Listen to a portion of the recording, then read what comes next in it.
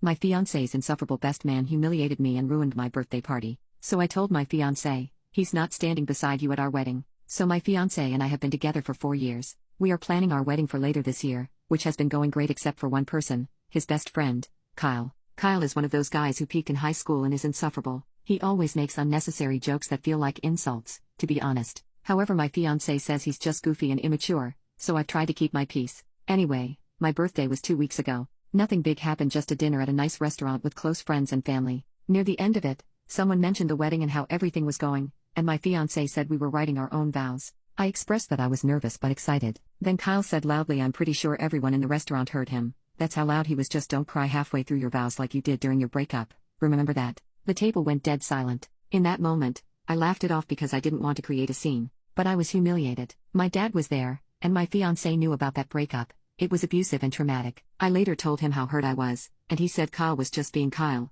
and, you know how he is, babe. So I sat on it for a few days, even though I was hurt. But then I finally told him I don't want Kyle at the wedding, not at the rehearsal, not giving a speech, nothing, nowhere. I just don't want him there. Now my fiancé is saying I'm overreacting, that Kyle was just trying to be funny, and kicking him off the list would destroy our 15 years of friendship. But honestly, if Kyle cannot respect me, then why should I allow him to stand next to the man I'm marrying? So, am I the a-hole for refusing to have Kyle at the wedding after all this? Update. So, 2 days after I posted my original post, I sat down with my fiancé again to clear the air. I calmly told him that I wasn't changing my mind about Kyle. It wasn't just about one joke. It was about the fact that Kyle has never shown me respect. My fiancé then understood that we had a bigger issue. He became quiet and listened to me, and for the first time, I think it really hit him how serious everything was. A day later, Kyle texted me something along the lines of, sorry if you were sensitive about the joke the other night, wasn't trying to ruin your birthday lol. I showed that to my fiancé, and he just sighed and said, that's just how he talks. So I said maybe then Kyle can talk like that from his home because he's not coming to our wedding.